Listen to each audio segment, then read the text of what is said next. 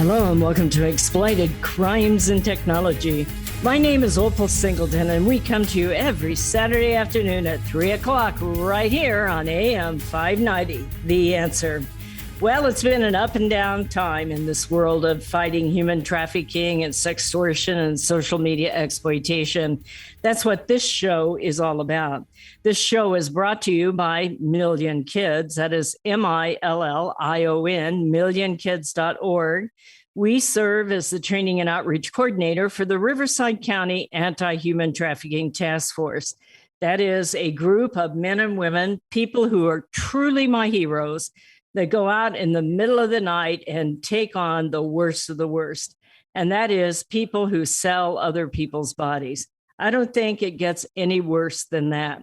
Now, we have a new case I wanted to announce today, and then we have a very special guest, so I want to get onto it right after that.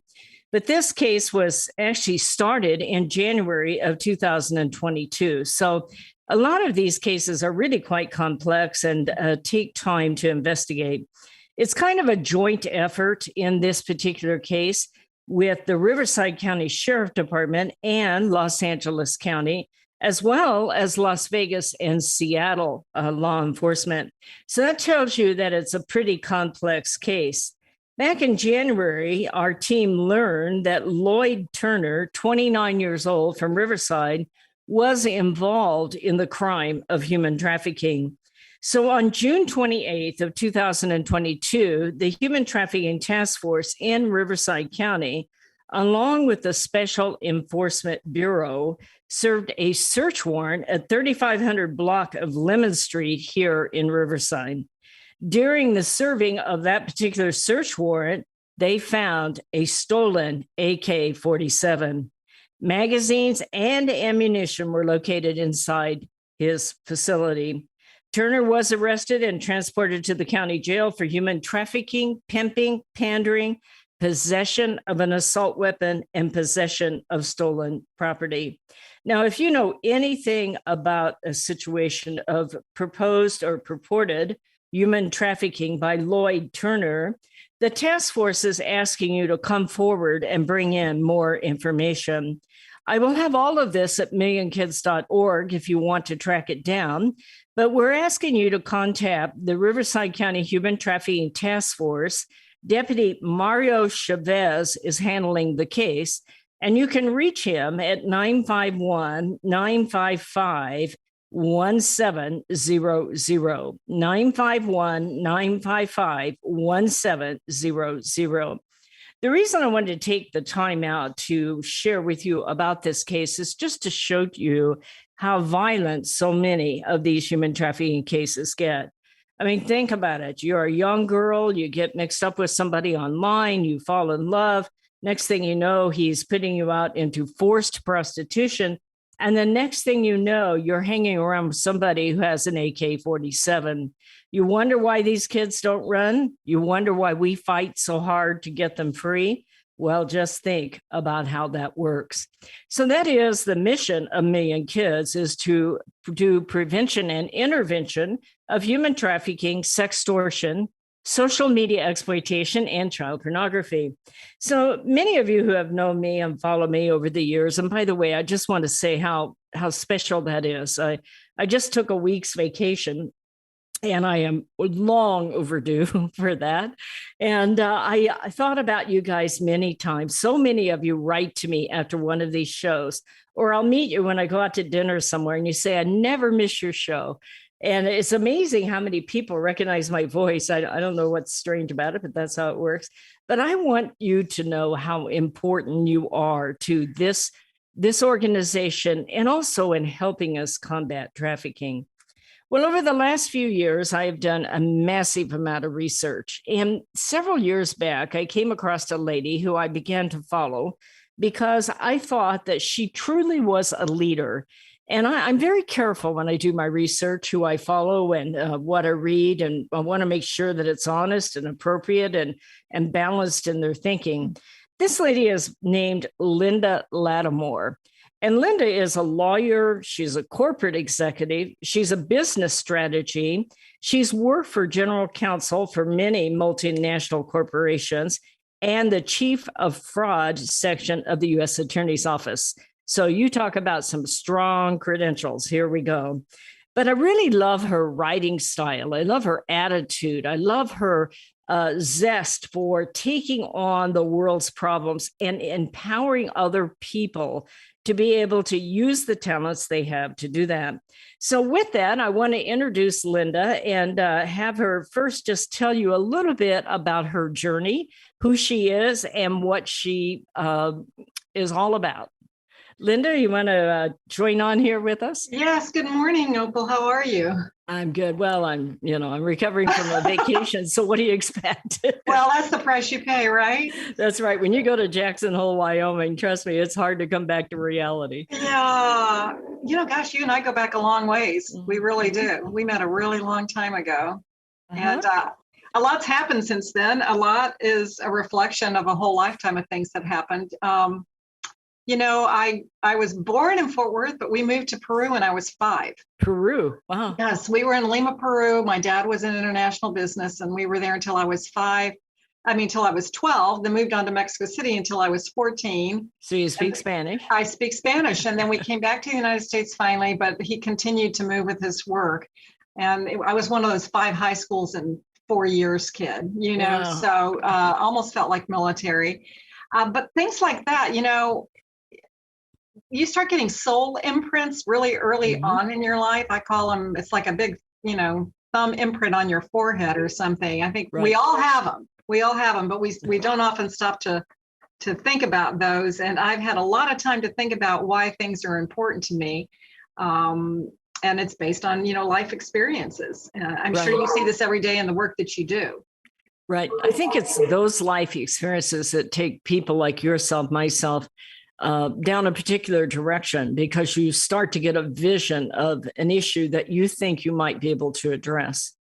Absolutely. And, that's exactly what happened to me, because being a kindergartner in Lima, and now we're talking a really long time ago. Lima is a very sophisticated city these days, but, all those years ago, decades ago, not so much.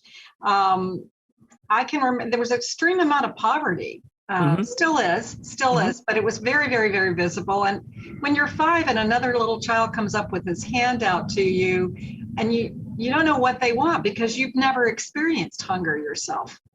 That's right. But they need something from you, and they're asking for something. I remember that has stuck with me, and it's shown up in many forms in my life, that sense of wanting to equalize the playing field. It became very important to me. And now, in my 60s, I have been striving my entire life to do that in many ways, whether it's poverty or for women, or just, I find myself fighting for the underdog all the time. And I really do believe that was what I call soul imprint that was placed on me at 5 when that first little child came up with his hand out. Yeah. We have so much in common that way. I didn't get into this business until I retired. And, I did the RV thing and the cruise thing for a little bit. But then I thought, there's more that needs to be done here. And if you have the skills, if you have the expertise, if you have the vision, then, it seems like nothing can hold you back. Yeah. Yeah. And it's interesting when I look back at my life, it seems, and this is no chip on the shoulder conversation. It's just sort of, the way things happened. Right. But I really felt like I was constantly having to face this issue, going to 5 high schools in 4 years, the kids don't really come up to you. I mean, face it, junior high school kids, they've already got their cliques, they've already got their groups, and the new kid just gets you have to figure out, you have to go do yourself. If you want to make any friends, you have to go reach out first. And then I got to, business school. I majored in finance and accounting. I got to business school, and there was very few women back then in business school, right? And then there was only 6 women in my law school class. And then as I moved through my career, most of the time I was the only woman in the C-suite. So it's just been interesting how I may have started at age 5, but over and over and over again, I have seen this idea of inequity. and have wanted to. I'm a fixer.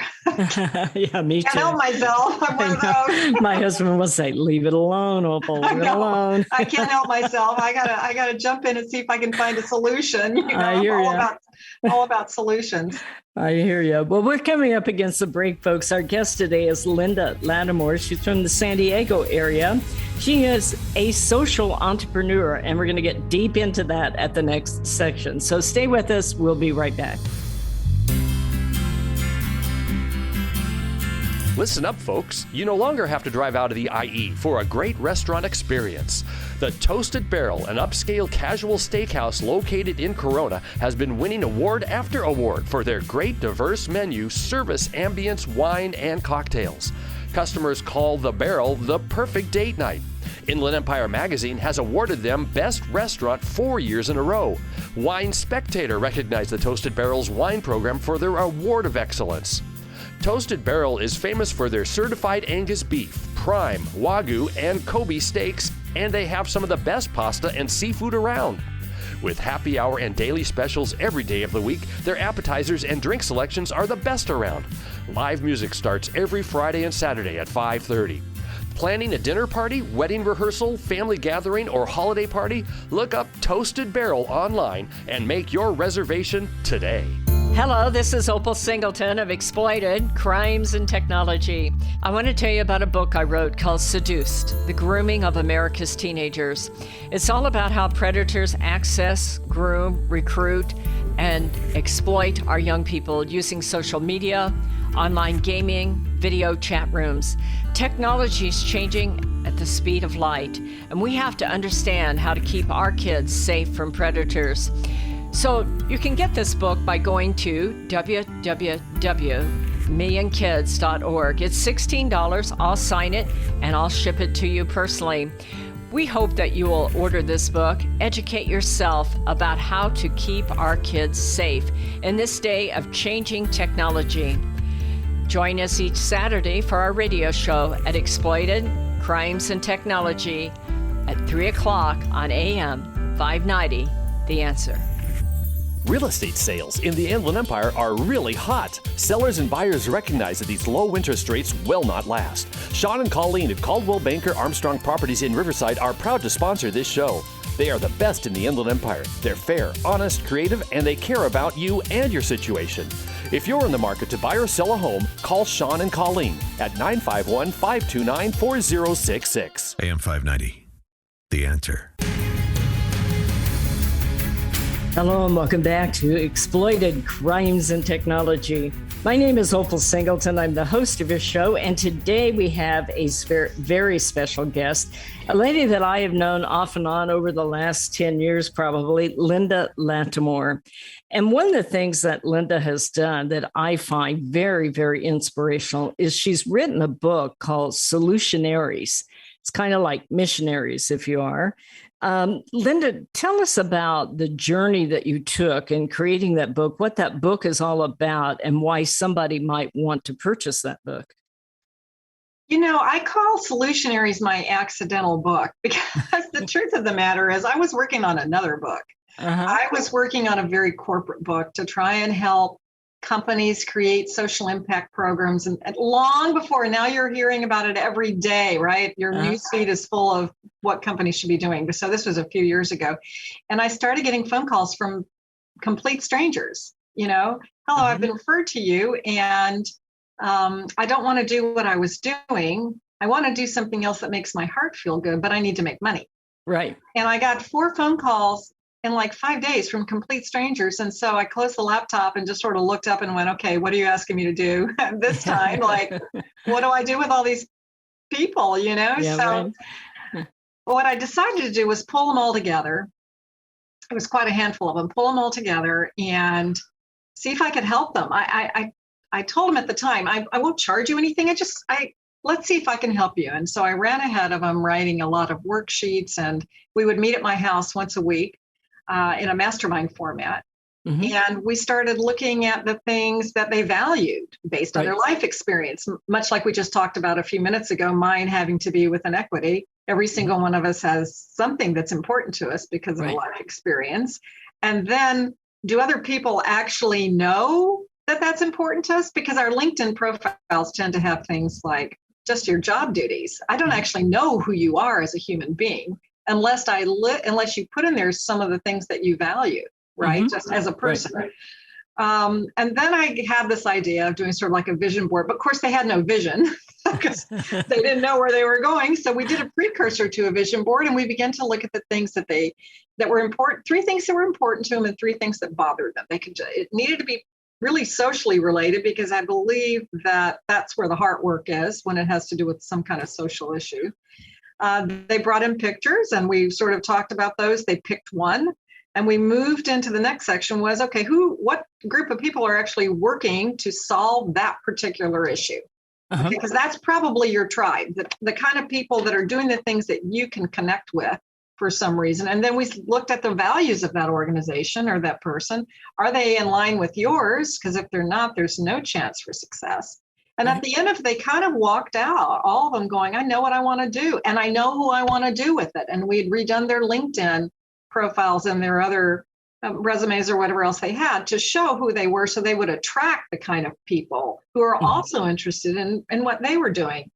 It was really successful, and they were really happy about it. And so I took those materials and sent them to a publisher, and it ended up, quite frankly, it did pretty well. It ended up in a book called Solutionaries, You Are the Answer, because I believe that each of us have an answer to a piece of this jigsaw puzzle. And I think it ended up number 1 on Amazon at some point in time. It did well. Obviously, there's a tremendous amount of people. It's even more obvious in today's world with this great resignation. We're all on a quest right now to find work that is meaningful to us. And we just need a path. You know, Linda, in having this conversation with you, it occurs to me just how valuable you are to people. I'm sure, just like you, I get calls all the time. People want to do something. They see a problem, and it's a problem that seems to just be very, very important to them. And yet they don't have the skill set. They don't, I mean, in your case, you're an attorney, you're a writer, you're a business strategist, you've dealt with corporations, and yet you're still an individual on a journey. And so you are uniquely positioned to help people start to understand who they are, especially as they get towards retirement. I think, you know, people don't think about, who am I? What are my skills? What do I care about? What are my values? And then how do I make that into something that's actionable that can make a difference in our society? And you're really uniquely positioned to do that. Well, and honestly, what I think they don't think about is, and it's really kind of a hot topic right now in the workforce, is what they used to call, I think they're still calling it, and none of us really like it, soft skills, which are really your interpersonal skills, right? As compared to hard skills, which would be technical skills. And you can learn technical skills. Anyone can go to school, you can all, right? Soft skills, there's ones you may be better at just because of who you are as a human being in terms of communication or collaboration or anything else, right? But those have now risen above by the recruiters in a higher category than the technical skills, because they realize they can teach them that, but they can't teach people how to necessarily be good team players and bring in this, right?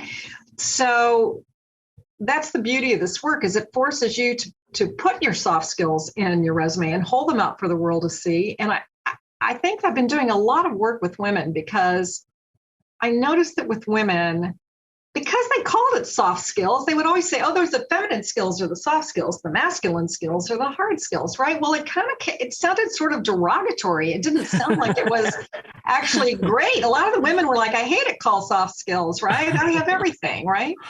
They should just say interpersonal versus technical, but they're still stuck in that. I think that many women coming back into the workforce, or many women, like you say, who are moving into retirement, maybe trying to change into another career, more of a value-based career, haven't stopped to think about their life experiences, right? If you never had education, you're going to value education. If you never was able to use your voice, it's going to be important to you to be able to speak and use your voice. All these things actually show up what is critical to you based on the way your life came out, so to speak. And it's not over yet, right? But the way it's been, the road you've been on. I think that it often accompanies a transition also in people's lives. Like, I have a daughter whose kids have been very successful, but they're gone.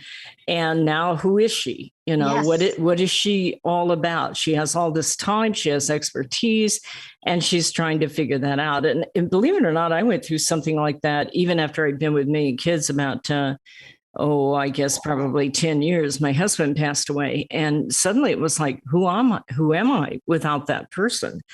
And I think that, or you'll move to a new community. I had that happen to me in my Middle Ages, and it felt like Middle Ages. We moved to Ogden, Utah. But it's You're in the Middle Ages. Yeah, we just visited there, and I'm like, whoa. But anyway, but I think it's when you go through a massive change, it's important to stop and take inventory of who you are as an individual, of what your strengths, what your power is, what you would like to do with that, and then assess that. I think that's very important, rather than to deny it and just feel like you're floundering. Yeah, I we've all read and heard for many years that a little bit when you're cracked open, whether it's through the death of a loved one or you lost your job or something, that's when the light comes in. Interesting, right? Yeah. The light can come through the cracks finally, and you can open up to new experiences. But it's really, I got to tell you, it's really hard. I've been through this metamorphosis many times. I mean, I haven't been on any straight road at all. I mean, look at Solutionaries. One minute I was thinking I was helping, working on a corporate legal project. The next minute I was helping a bunch of women at my dining room table try and figure out their next steps. And now that has really become the trajectory that I'm on, is really helping these folks and helping companies also, If someone wants to buy Solutionaries, where do they buy it at? So it's on Amazon. Uh-huh. Yeah, it's under my name. It's under Solutionaries.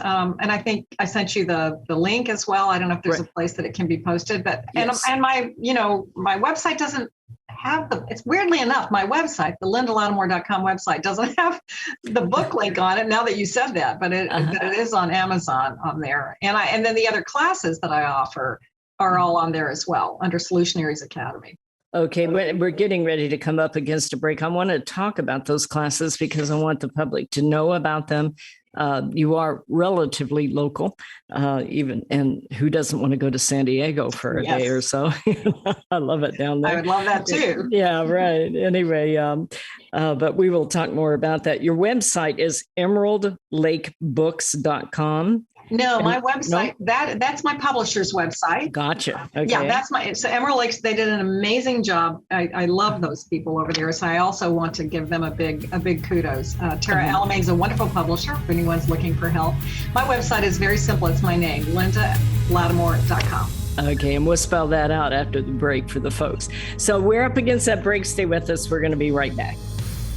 Societal Shift, A World Without Borders and a Home Without Walls. This is the most important book you will read this year, especially if you have children or grandchildren. We are living at the most important time in all of history. In 2020, the entire world will be connected by internet, more than 6 billion people coming together. Technology will provide many great advantages for our kids, but a world without borders for our kids is also a world without borders for pimps, predators, pedophiles, cartels, and organized crime. It is a home without walls because 87% of the kids sleep with their phone. It is the greatest societal experiment of all time. Our kids are technology geniuses, and their parents are technophobic. Some are techno-impotent. New apps come with no warnings on how a predator will use them against our kids. Advancing technologies like encrypted messaging, vaporware, artificial intelligence, cryptocurrency, and the dark net will challenge law enforcement, teachers, and parents to keep kids safe. Recent research states that 9,000 kids a day are being blackmailed with a naked photo, and 58% will meet their predator. It is indeed a societal shift, and one in which most parents are unprepared. If you are a parent or grandparent, teacher, counselor, or social worker, please take time to read Societal Shift. Only $18.99 plus $6 shipping. Order today at millionkids.org. That's millionkids, millionkids.org. It'll be the greatest gift you can give your family and yourself. Order Societal Shift today. Million Kids takes checks and credit cards. Opal Singleton, the author, will personally sign the book and send it to you. Again, go to millionkids.org and order Societal Shift today. Join Million Kids. Keep our kids safe from predators.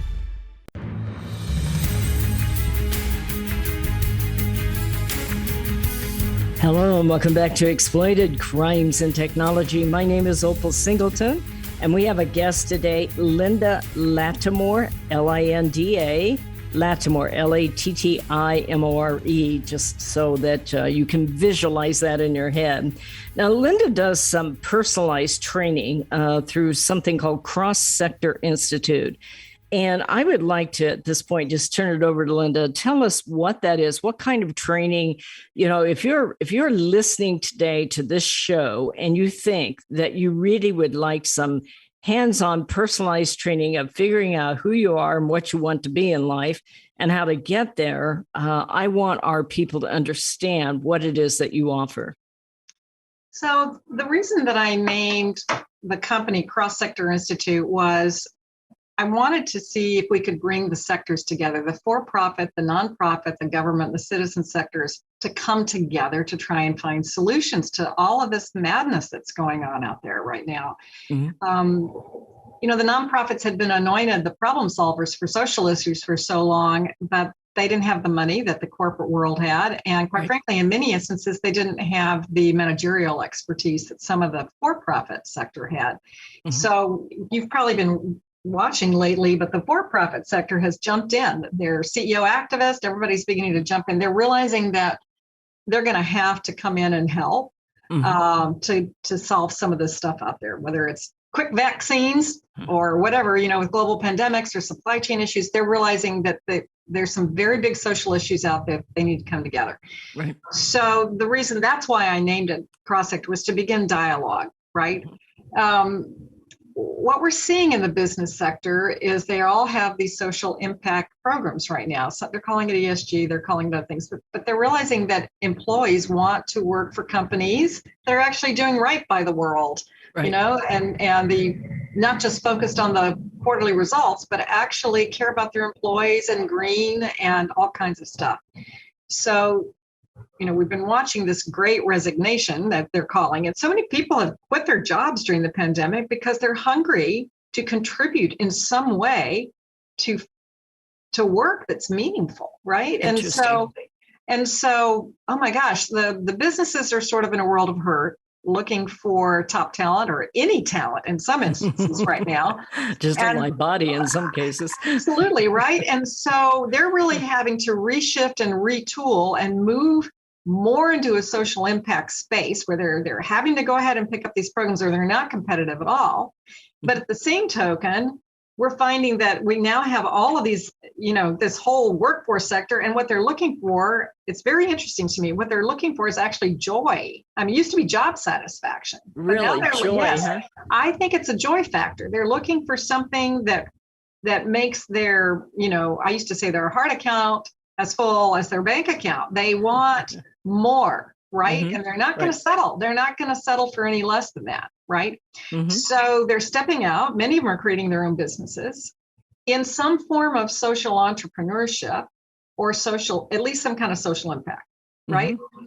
So that was the group that originally came to me for Solutioneers. They wanted to do something else. And yeah, that was 2018. So imagine since the pandemic, how many people are here now, right? Once I took some folks through that, then all of a sudden they said to me, well, now we know what we want to do, but we don't know how to do it because we don't know how to set this business up. We don't know whatever. So I created a whole nother program called Ready to Launch.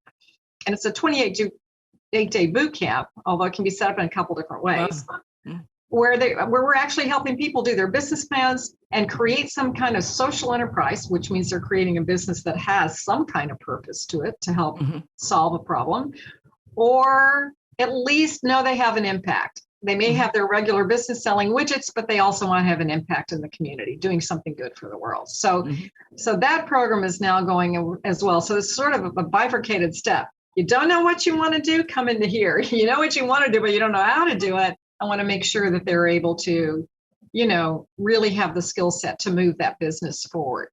That's an interesting thought. I had never really so many days I just spend knee deep in, fighting human trafficking, and it is who I am, what I do. But the pandemic changed all of us, I think, and in some ways very good, because I think that you do stop and say what's important in your life.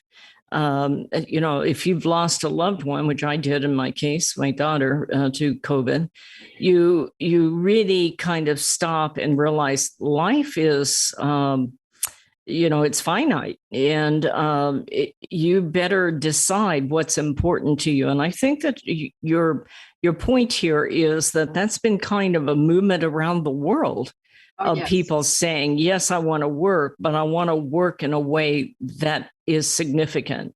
But again, unless you've grown up in the corporate world, you probably need a great deal of direction and thought processes and develop strategy to be able to do it effectively. And also, I don't even use the word purpose or passion. I used the word legacy one night with a friend. We were out having a bite to eat, and he said, "Oh my God, Linda, are you telling me now I have to have a legacy too?" Yeah. He was like, "Oh no," so I've quit using those big words because they're a bit daunting to people. So, what if you thought you only had one passion? You didn't know what it was. You just feel like you'd wasted your life. I mean, the truth is we all have many passions, and there's many things that we can do for purposes, right? And there's many ways to find it, but we have to really understand what's important. It's not just words we pulled out of the air. Honesty, integrity, this, right? Yeah, right. It's really something that's happened to us that has made us shift our perception of the world, that has created an importance to us. And with that, we can then go find exactly the perfect niche for that person, use their skills to either create a company or at least help them find work in a location they want to be at. Right. It's the other thing I've noticed. I got involved myself when I first started this company. I was a glass artist. And lately, because of all the pressure of what is going on in the law, I find myself returning to that, painting and doing glass art and things like that. And I find myself wanting to do, I own artistsagainsttrafficking.com, which I haven't set up yet. But I thought, not all nonprofit work has to be work that is all just corporate. You can be creative in how you find yourself in problem solving. Absolutely. Absolutely. And it was interesting when I've taken these classes up, the last one on the Ready to Launch, I had half nonprofit and half for-profit. So, it was kind of interesting moving around in the lingo in there because it's a little different, but they all were focused on something that was going to better the world. Right. Yeah. All of them were in some way. And it doesn't have to be. Okay, so I got stuck with global poverty at age 5.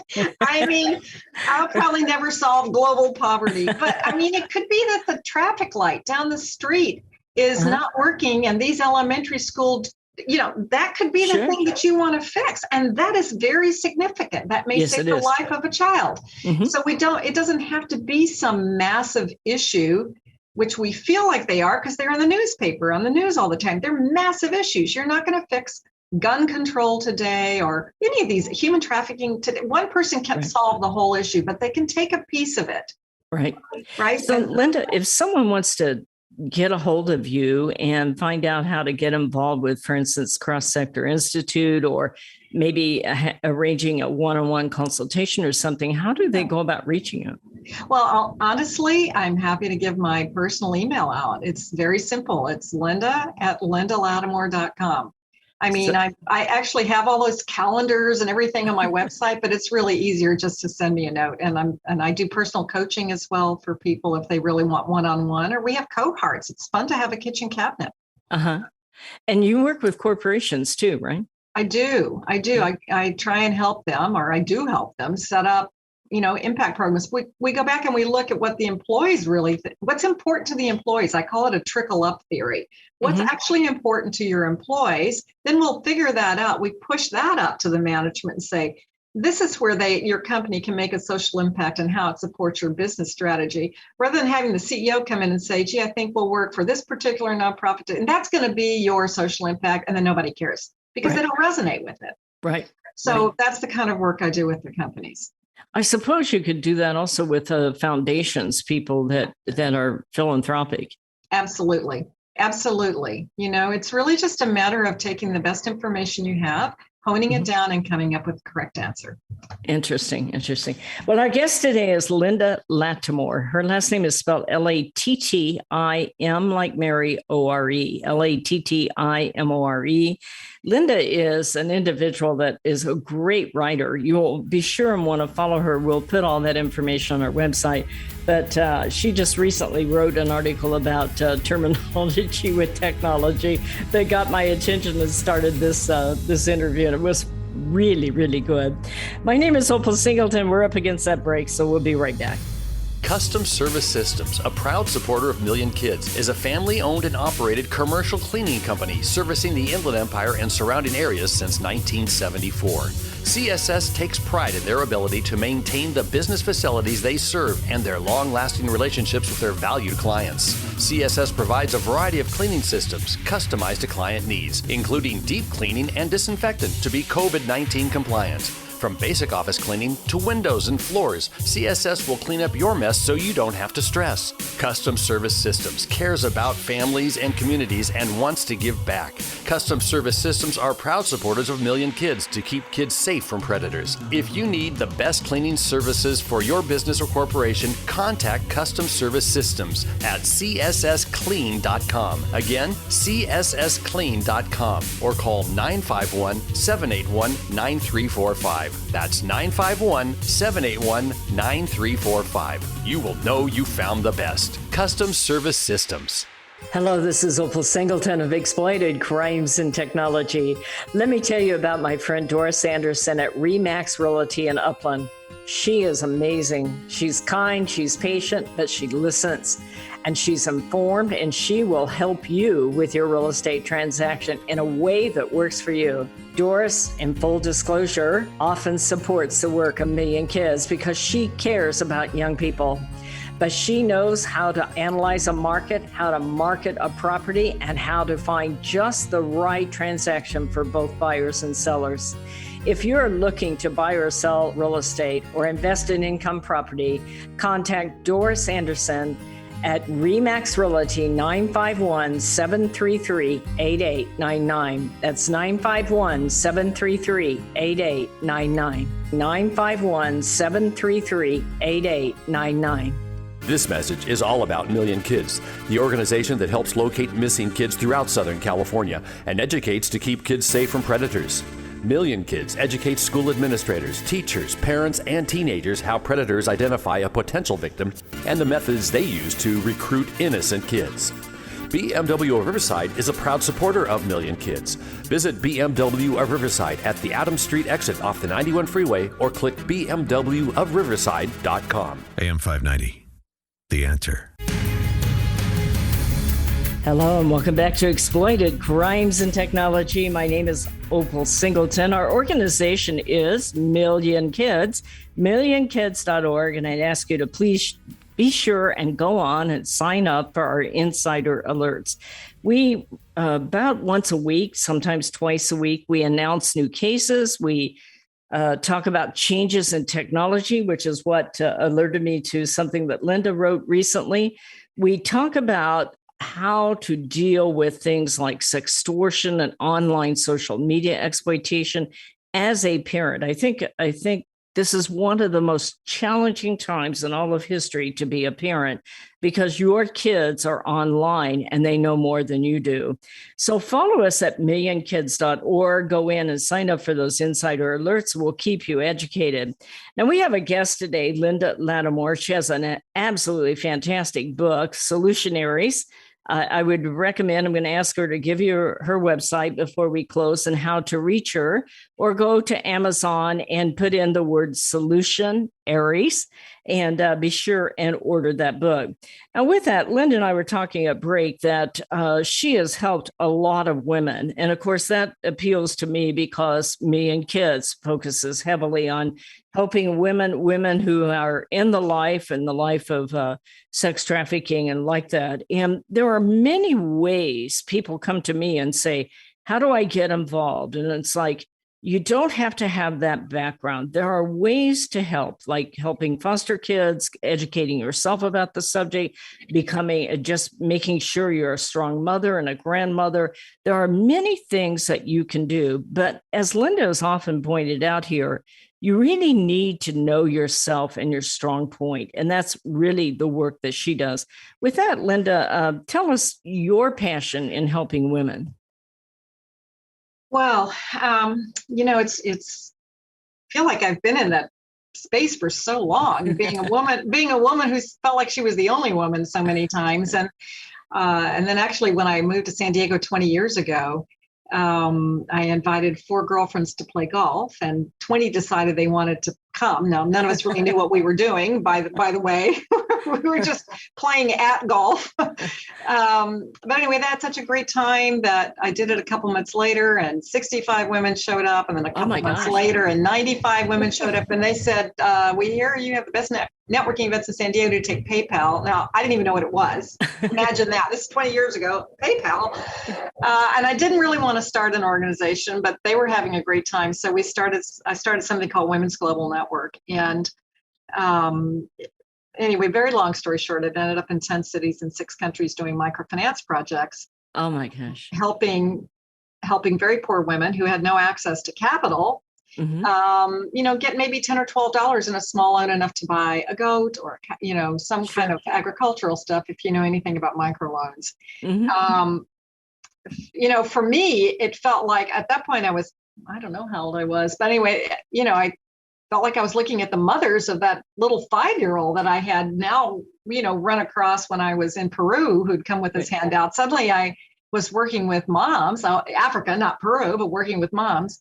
And that really took over my life for a lot of years, even though I was running around working as general counsel of another company. But it was just once again a reminder that these women had many life experiences that made them who they were. I mean, they didn't have running water. They didn't have electricity. Right. They truly had very, very little, right?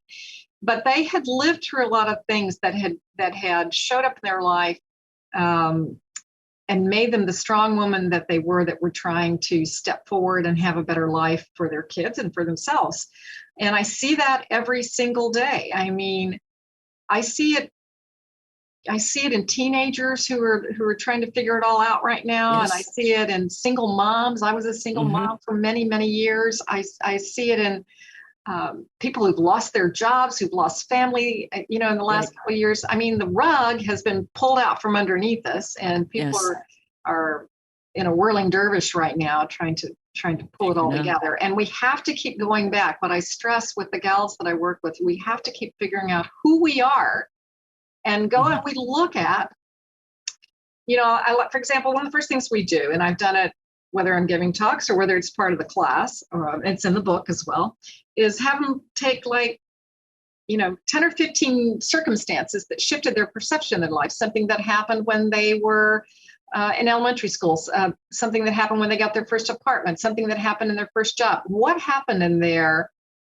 that experience that made you change the way that you were thinking and value something? If somebody was a real jerk to you as a boss, you're going to probably want to be a better boss and also work for a better boss, because it's a very yin yang. You want to put out what you're hoping you'll find yourself as well. And that's really the great work with a lot of women who are stepping into the workforce, either for the first time or coming back, circling back around as a boomer, going, I think I'd like a third career, and this time I want to be able to give back. I mean, maybe I'm financially in a better place. We still have to keep going back to what makes us who we are and what's important to us, and what do I bring to the table in addition to a college degree or whatever else. Because if you're a foster kid that has stepped out and you're 18 or 19, you're stuck in this gap right now, right? And you still have much to offer based on what happened to you in the first 18 years. You just need someone to help decipher. And I have worked with, I do some mentoring with some kids, and I have them go through the same process. What happened that made this important to you? Okay, now how can we show the world that this is important to you so you find the right group of people? Right. So, it's very powerful work. we're coming to the end. You spell out your how to contact you. You do personal counseling, you do corporate work, you do group work, and then individuals can purchase your book. So give me one more time. It is LindaLattimore.com, Yes. LindaLattimore.com. The book is Solutionaries. You Are the Answer at Amazon if you want to purchase it there. Anything else you want to say here? No, and if you're most welcome to send me a note at linda@lindalattimore.com, and I will respond. Good. I will respond. You're probably faster than me. I'm behind. No, well, you've been on vacation, so you deserve to be a little bit behind. That's totally fine. At that vacation, I deserve to be far behind. Well, folks, thank you so much for listening to us today. We so much appreciate each and every one of you. These have been really, really challenging times in the world of fighting human trafficking. As many of you know, we for a long time fought the bill SB 357. It has been signed into law by Governor Newsom. We're not quite sure how that's going to affect everything. I don't believe it's going to be for the good, but it's going to be challenging. And many of you have come on that journey with us. Many of you have written me notes of encouragement. We are going to regroup. We're tough. When things get tough, the tough get going, right? And that's what we're going to do here. We're going to continue on. These women and men, but especially the women, are worth fighting for. And that's true of our kids as they go online. The thing that I have time to think out over the last week of stepping back is never before in history is it more important than it is right now to have the right conversations with our children, to infuse into them that sense of values, that sense of right and wrong, regardless of everything else that's going on out there. When you take shortcuts in your moral values, you're going to pay a price. And I really think that that's where we're at in our society. Is if there's ever an important time to be a parent, it is now. Lately, I've met several parents who have stay-at-home moms with their teenagers, and I applaud you, because this is a time for your teenagers to know who they are and what they stand for. If they're going to play out there on the World Wide Web and they take shortcuts or start finding some relationship that they can't validate, they're going to pay a price. So we're still here, folks. We're still fighting. We're for prevention. We're for intervention. We're for supporting families, and we're here for you. If you want to contact me at Opal, OPAL, at millionkids.org, I'd be happy to take your call. And of course, if you can support us financially. I met with the producers of our film, Sextortion, The Hidden Pandemic. It is starting to be debuted. They've been preparing the work that needs to take place to be able to get it in the schools for our kids, starting in the fall through National Association for Missing and Exploited Children. So you'll start to see it come out this fall. And I want to reassure all of you that we could not have done this without you. This has been a very long journey, a 3-year journey for me, but God has come through. You've come through. I appreciate each and every one of you that go to millionkids.org and hit that donate button. We so much appreciate you. We'll see you next Saturday at 3 o'clock right here on AM 590, The Answer. Have a great week. Societal Shift, A World Without Borders and a Home Without Walls. This is the most important book you will read this year, especially if you have children or grandchildren. We are living at the most important time in all of history. In 2020, the entire world will be connected by internet, more than 6 billion people coming together. Technology will provide many great advantages for our kids, but a world without borders for our kids is also a world without borders for pimps, predators, pedophiles, cartels, and organized crime. It is a home without walls because 87% of the kids sleep with their phone. It is the greatest societal experiment of all time. Our kids are technology geniuses, and their parents are technophobic. Some are techno-impotent. New apps come with no warnings on how a predator will use them against our kids. Advancing technologies like encrypted messaging, vaporware, artificial intelligence, cryptocurrency, and the dark net will challenge law enforcement, teachers, and parents to keep kids safe. Recent research states that 9,000 kids a day are being blackmailed with a naked photo, and 58% will meet their predator. It is indeed a societal shift. and one in which most parents are unprepared. If you are a parent or grandparent, teacher, counselor, or social worker, please take time to read Societal Shift. Only $18.99 plus $6 shipping. Order today at millionkids.org. That's millionkids, millionkids.org. It'll be the greatest gift you can give your family and yourself. Order Societal Shift today. Million Kids takes checks and credit cards. Opal Singleton, the author, will personally sign the book and send it to you. Again, go to millionkids.org and order Societal Shift today. Join Million Kids. Keep our kids safe from predators.